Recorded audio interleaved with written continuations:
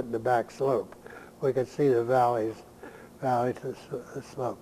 We could see Beckett Ridge from where we were and see other spots around. And Sorry about that. if you're going to pause or want to ask me questions, you'll kind of have to let me know. I'd like to know about your adventures in Port Union. Yeah, well, I wasn't a resident of Port Union. I'd go down to the saloon once in a while and get a case of beer, but it was and there was a little store down there that Johnson's had, you buy some things. Before that, if you read some of the history books, you'll find out they had several establishments down there, you know. But they were mostly all gone, except where the saloon is or the bar, and they used to have an outside dance place there. But that was all right on the canal, and that's why. And you probably know the canal, the lock on the Rialto here, which you can go in and see usually. That's just out. And below us, the most thing that was the most interesting to me was a place called Ellis Lake. You ever heard of Ellis Lake? Well, Ellis Lake is just up northwest on the canal from Port Union. And it was owned by a man named Judge Gregg. And it was, I think it was a feeder lake for the canal. They had quite a few cement work in there where they could let water in and out. And it was, well, I don't know how big it was. The north boundary was the railroad crossing, and there was two other dikes thrown up there, and there was water in there, and it turned into a hunting club. And I don't know exactly how it happened, but Mr. Proctor had, you might say, the race out there. And he hunted with his good friend in Glendale, Franklin Leach. He was his hunting partner. And my best friend, Jim Anderson in Glendale, mother was a brother of Mr. Leach. And I, growing up in Glendale, you might say, had access through my friends to at least go in there and watch them hunt or shoot ducks at times. And but I was never an owner or participant anyway. But now that place, you could drive right through it now on the new Symons Road connector, that lake. It's a thick wood thicket in there. And you can look up the slope of the Siggs property next to us, and then the Moerlein, and then the doctor that had the property on the corner. And this lake was a big deal for people that were interested in ducking. There was a regular flight of ducks down there in the fall, where they went in and the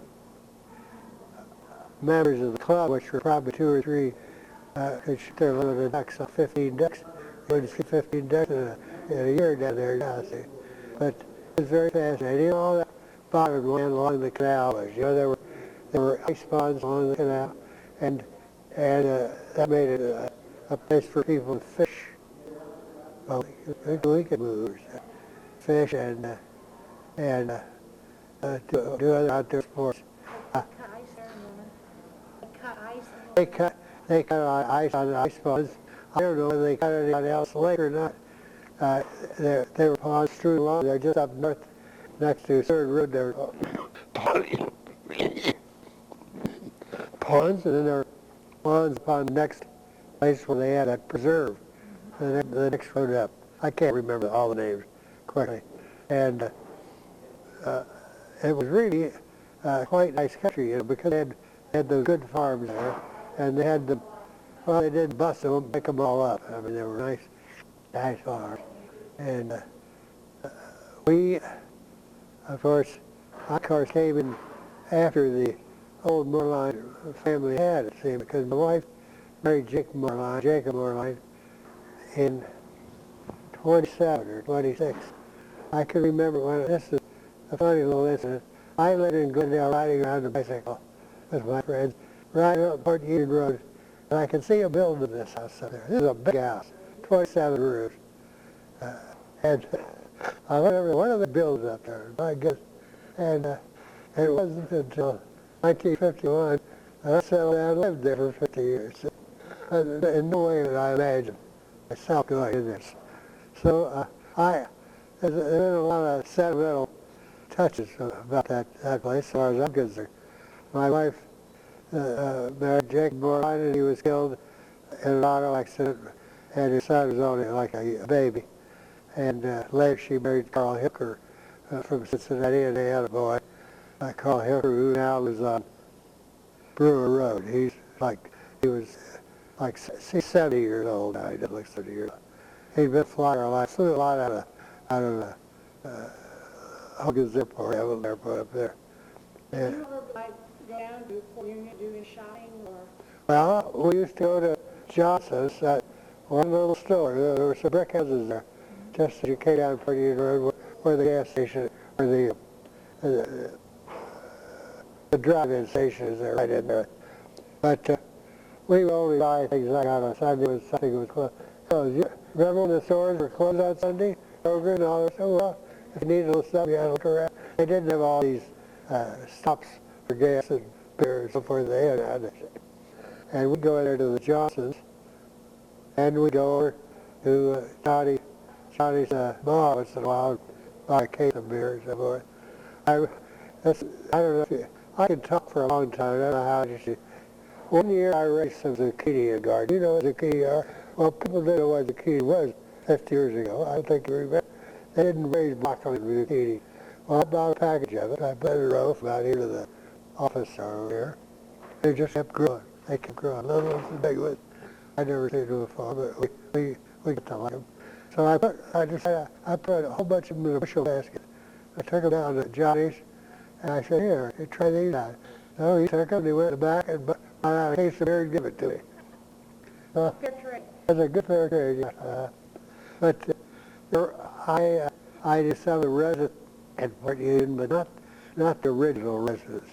There were interesting people in the valley. The Detmeyers across from where we lived were some of the most interesting. They had a big family, and they all went to school in the little school.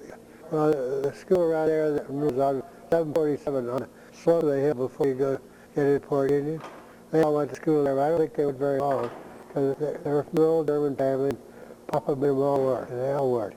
And they were a very fascinating family. We were very friendly with them. And my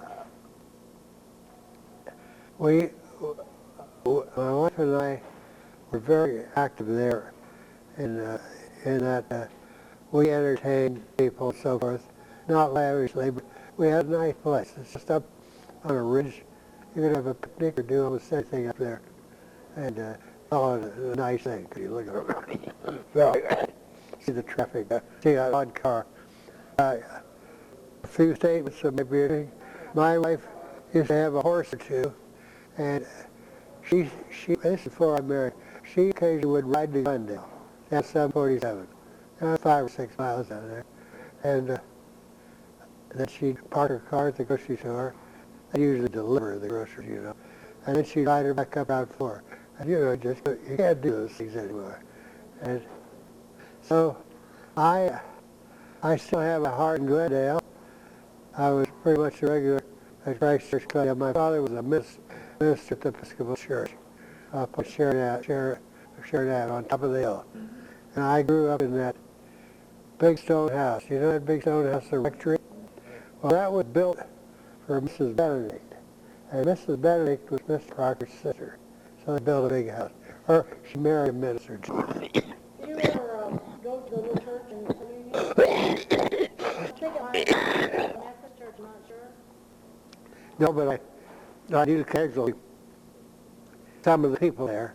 All I remember really was somebody, I don't know how they got hold of it. They do had a charcoal grill, and they came up in one bar and grill for one of their outdoor things there.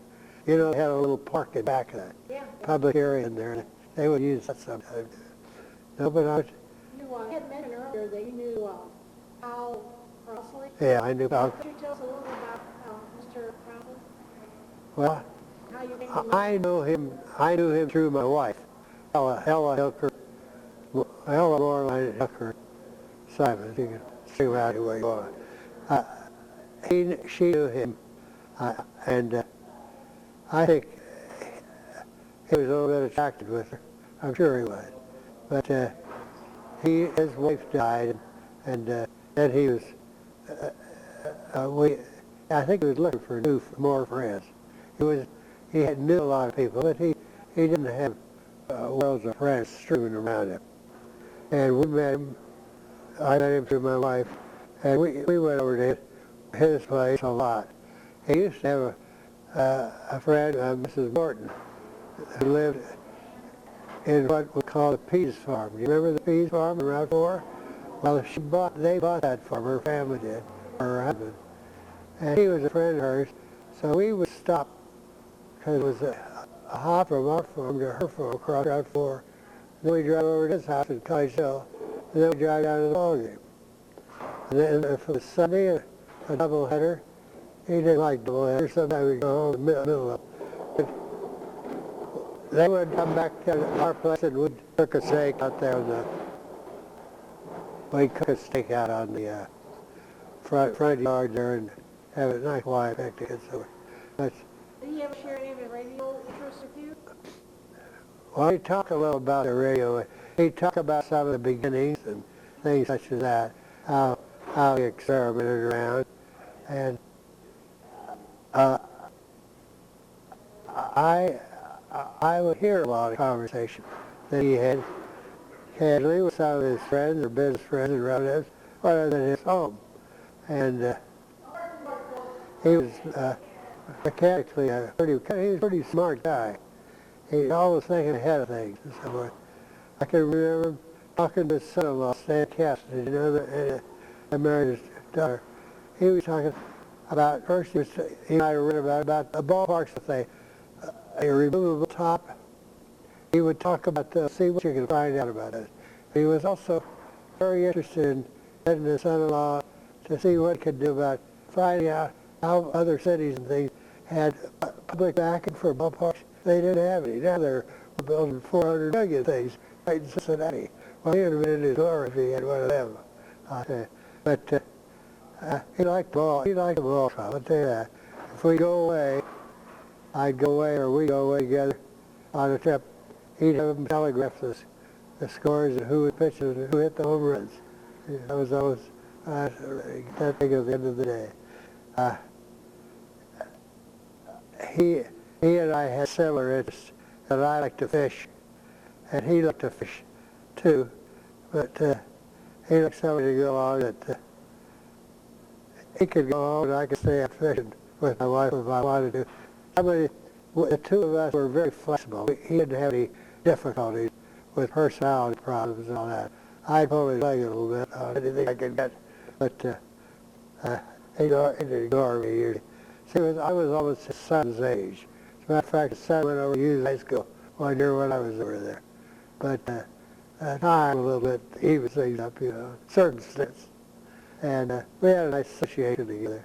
We went to Florida, went to the opening ball games. We went to the Bahamas, and we went up to Michigan and Canada. We went to Chesapeake Bay on a trip. It's nice to go on a trip when you have an airplane and a yacht waiting for you. And so did to do the cooking. I was always a growing boy. If for breakfast there was an egg left over, I had to eat it. I was a growing boy, so I got to eat the egg. Well, when you were on the Moerlein farm, did you raise cattle and was it a regular farm? Well, oh yeah. Well, originally those farms, you know, all these brewery farms, you've read all about them.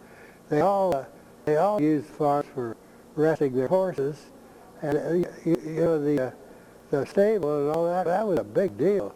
Having all these big dray horses carrying beer around, and they raised them feed. They'd raise barley on the farm, which they used in brewing, and they shipped some of that down by a canal boat. This was a long time ago, of course, and they shipped ice down there. But we had just a mixed farm. We raised corn, and wheat, and beans, and we gradually, Clarence Muscup decided he wanted to shift over to a dairy operation, so he did that. He was milking 75 Holsteins one time, all by himself. And we had a farm manager that managed farms all around. So actually, we didn't have anything to do with the day-to-day operation. We were pretty much living close together, you know. Our house in the back was 20, 30 feet from ours. So we were all pretty friendly basis. And Muscup said 3 children and they all went to school around there, and of course it made it sort of a little family spot.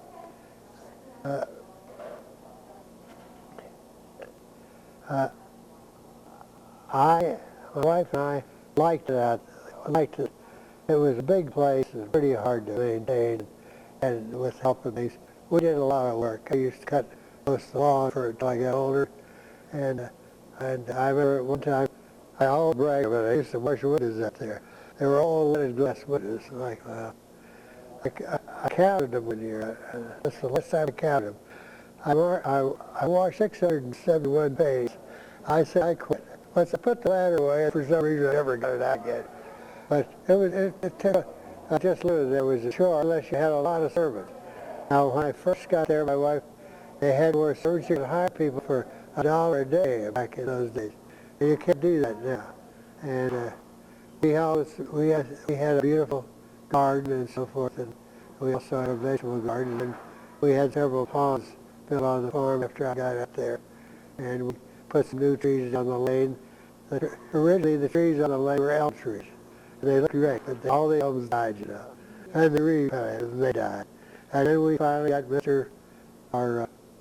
Who's our name something? The guy, the forest.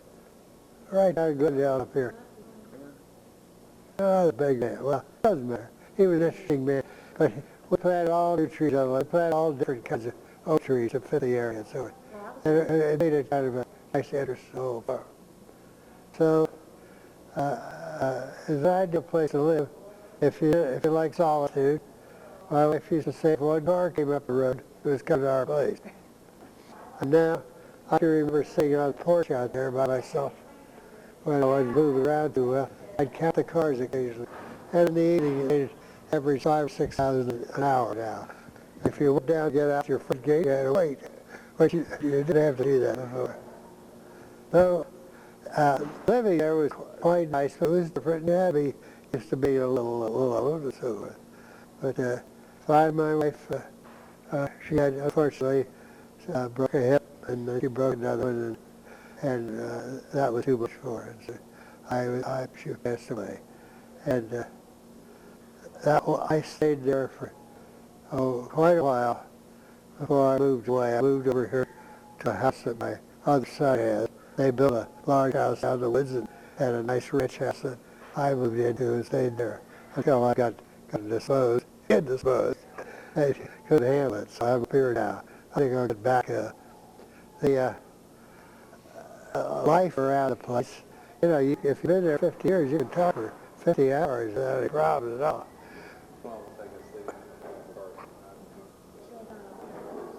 I want to thank you for your time today. Yeah. And all your interesting stories. And when's your birthday? My birthday? Yes. December 21st. I'll be 94. 94. Excuse me. Yeah, 94. 94 years old. Well, Yeah. I'm so glad that you took the time to share with us today. And thank you again, Gil. Yeah, Gil. Yeah. If you want to hear a little more about the canal, I can talk to you about that sometime. Okay, what do you know about the canal? Well, I just know little stories about it. Okay. Yeah. If you want me to continue to talk. Specifically about the canal. First place, Ellis Lake was one of those feeder canals, like they are on up. Even the Lake of Salina was part of it, you know. And I was very interested in wildlife and birds and things. But when I was a little boy, occasionally I went fishing several times when I lived in Glendale, and we'd fish under, you know, Sheridan. They call it Sheridan Road. It was Sheridan Avenue to us, right in Glendale. You go up to the 75, then you get dip and there's a canal down there. And that's when they had those bridges, you remember, those high bridges? So the canal was could go under, there was traffic go over. Well, we'd sit underneath there during when it was raining and so forth. How did they pull those canals? What? How did they pull those? Well, they pulled them by a horse. They didn't move around much. I can remember the boats just moving slightly. I'll tell you where I remember the most boats I've seen. They were tied up down here where I call it the right plant, right down below St. Rita's. The canal got. I used to go up there to the Matthews. Mrs. Matthews was another one of Mr. Proctor's sisters. They owned the whole side of the hill all the way to Glendale down to the Glendale. And they had a large house, and we would go up there on 4th of July. And Mrs. Proctor would be there, Miss Mary Johnson. Mrs. Proctor's sister was like our grandmother, my sister and myself. And we would go up there on 4th of July, and the older men would light balloons. They had paper balloons, and they had a candle in it, and they'd rise up, and they'd float down the valley where all that industrial stuff is. And there was nothing there like cornfield. And you know, well, those wonders they were going to keep burning by the time they lit on a roof. But you would look down there and see canal boats tied up right along through there. And that was, and the other thing was I didn't like about the whole deal. It wasn't very big. They said, Gilbert, you could go out there, you get your feet wet and catch cold. You know the grass. That's just right people doing it. And the canal, of course, turned out to be a great place for bird watchers, and well, it was never really set up until they made a park up on Symons Road. And Do you ever see if the canal books like go through the outside? I never saw any of them go. I just read a lot of it. I've never seen them, no. And I walked on the bank. Our farm, the Moerlein farm, north boundary was a canal. There was just a little slope. It was gradually filling in, you know. And the one farmer would probably put a fence up and farm up to there. And they'd gain a foot or two on the edges every now and then. But, and they ran those high power lines up there. We had quite a row of big trees, but they cut most of them down when they ran those 750,000 watt power lines up through the canal. Everybody does around here. Some people. Thank you again. And we had